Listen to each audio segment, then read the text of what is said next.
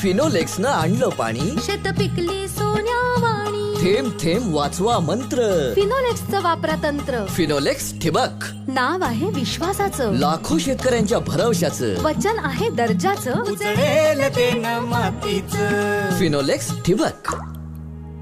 आहा, थेंब पोचला मुळापाशी, धनधान्याच्या पिकल्या राशी. फिनोलेक्स ठिबक. सर्वत्र लोकसभा निवडणुकीचे वारे वाहत असले तरी रत्नागिरी जिल्ह्यात मात्र शिमगोत्सवाने जोर पकडला असून नमन खेळ आदी पारंपरिक खेळ पाहण्यासाठी नागरिक मोठी गर्दी करीत आहेत.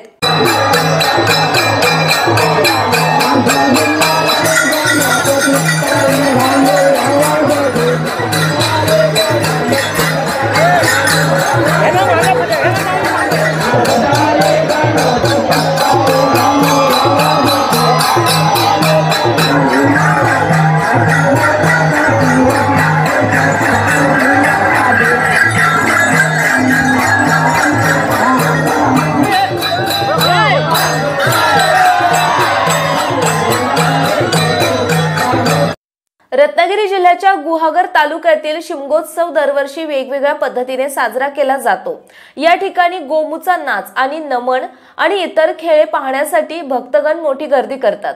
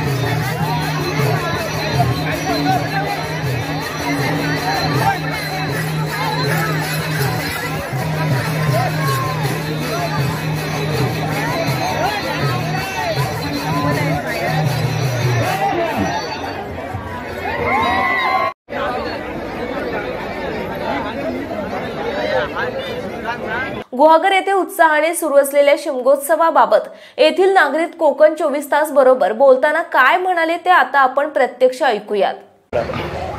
आता यंदापासून म्हणजे 18 वर्ष झाली. हे परंपरा चालू त्याला पूर्वजांनी केली ते आता करत आलोय. आता पुढच्या पिढीने करावी.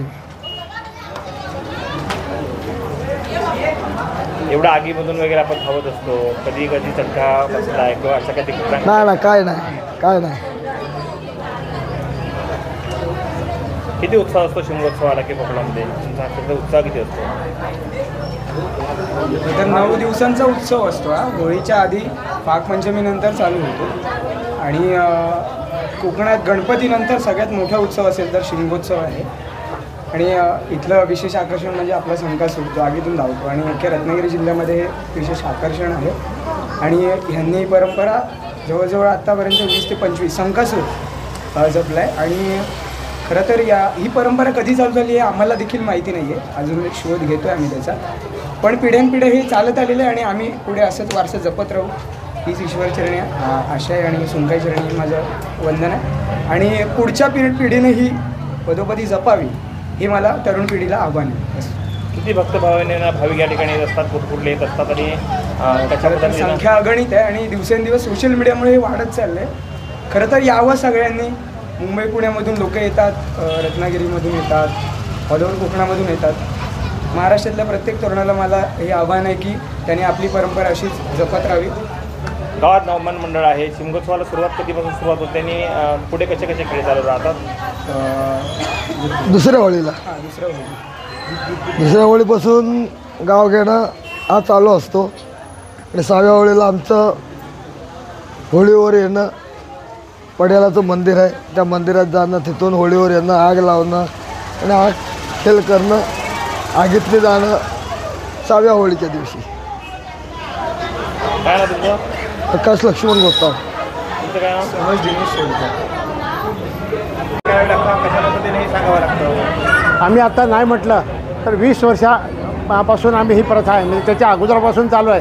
पण ह्याच्यात आम्ही पडलो त्याला जवळजवळ 20 वर्ष झालेली आहेत. आणि प्रथेला सुरुवात होते होळीच्या दुसऱ्या दिवशी. पहिल्यांदा ग्रामदेवच्या त्या मंदिरात तिथून हे खेळ सगळे सत करून तिथे थाप मारली जाते. तिथून एक बाहेर एक मराठ्यांचं स्थान आहे तिथे थाप मारली जाते. नंतर एक चव्हाटा म्हणून आहे होणकलवाडी, तिथेही सगळी मंडळी येतो. काही चव्हाट्यावरचे नारळ असतात पूर्वपाठ देते असलेले ते तिथे ते नारळ देतो. आणि नंतर कारुळला जातो. कारुळला पण तिथे पहिली पद्धत आहे, तिथे ते होम सजवतात. त्या होमाला संकासूर आग लावतो. आणि नंतर बाकीचा जो कारुळ गाव आहे, बुदल गाव आहे, ते सगळं आम्ही घेतो.